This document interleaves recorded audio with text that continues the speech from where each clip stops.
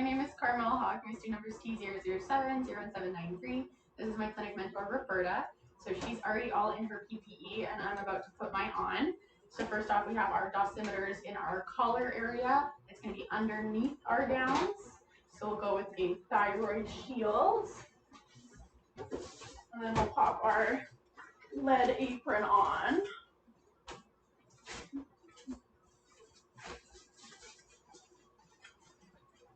Thank you. Thank you.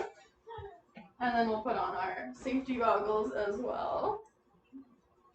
So I'm just going to reposition here for our patient. Today we're going to be doing some mock x-rays on a teddy bear. So he's on the table. We're just going to do our measuring next. So we have our little set of calipers. So would you help our patient stand, please? So we are just going to measure at the widest part of the caudal rib cage. So we're going to measure right about here. So that's measuring at about 6 centimeters at the widest part. And then we're also going to measure for his VD view. He is kind of a square, so we'll go 6 centimeters by 6 centimeters. So we have a chart on the wall for abdomen that is probably about 50 kVps. So what we'll do is we'll get him positioned and we'll get him suited up, and then we'll take our x-rays. So first things first, we have to put a plate in. So I'm just going to use the smaller 10 by 12 size plate today. So we have our tray here for the cassette. And then we're going to start with our lateral. So we're going to put our right marker. And then we are almost ready to turn on our machine. So I'm just going to make sure our settings are set to 300 and 124. And then we'll place our patient on the table.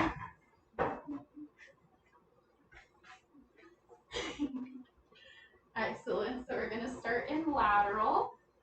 We're going to both put on our our gloves. And at this point, we're going to turn our x-ray machine on. And then I'm going to just turn my kVp down to 50. Perfect. So Roberta's going to have my hind end. What she's going to do is I'm going to ask her to extend his legs caudally. And then I'm going to take his front legs and extend them a bit cranially. And then we're going to put our light on so that we can collimate. So we're going to have to collimate way down because he's just a little stuffed animal. But you want to collimate essentially from the 8th rib to the greater trochanter. So a little hard to picture where his 8th rib would be.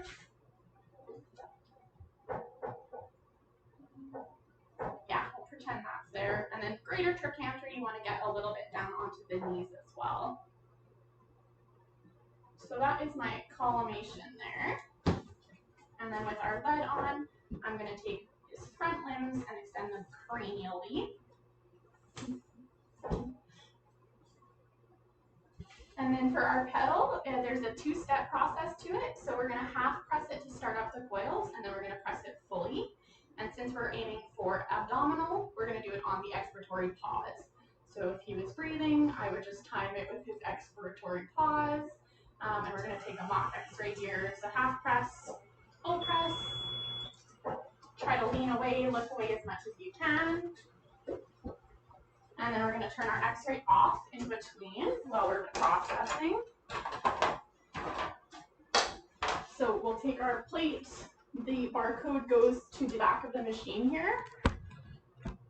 But we're going to put it in the machine, let it do its thing, and then we're going to load another light. And this will be for his VD view, so we're going to put our marker again on the right. And while that's processing, we'll bring you back to the table. And then we have our trough for the VD.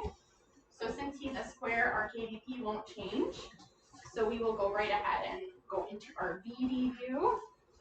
So x-ray machine on again.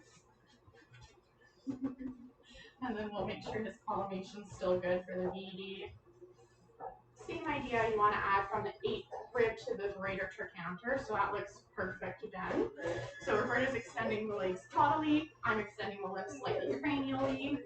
And then again, we're leaning away, lifting away, taking our x-ray. Perfect. And now our first one has popped out. And we can run our second one through. X-ray machine off.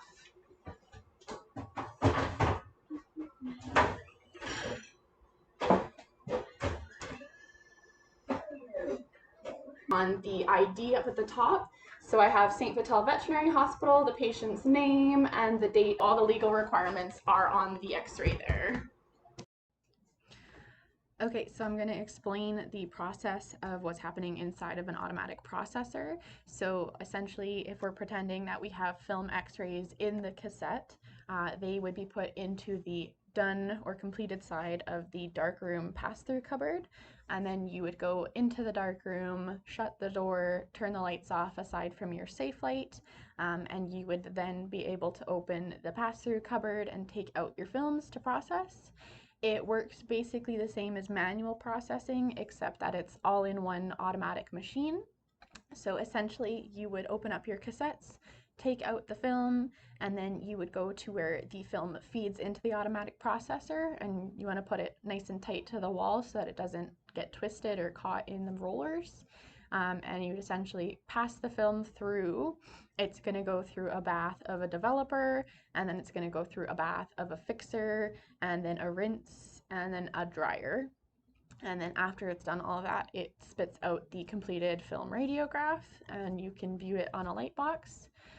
And then essentially, as far as film storage, you want to keep them upright. You want to keep it in a room that has low humidity, nice and cool. There's no risk of like gases or chemicals or spills, humidity, etc. to get at it.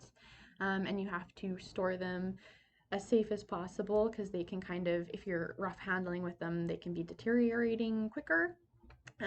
Again, to mention, we don't have an exposure index in our computer software, so I wasn't able to look at that today. And as far as our storage goes, it's all digital on a cloud system, so we can access it at any point from our computer software, and then easily either turn it into a DICOM or a JPEG and email it, or put it onto a memory stick and send it somewhere if we need to. But that's our storage system. So it's all digital for us, but we don't have the film anymore. But that is the automatic processor and the film storage.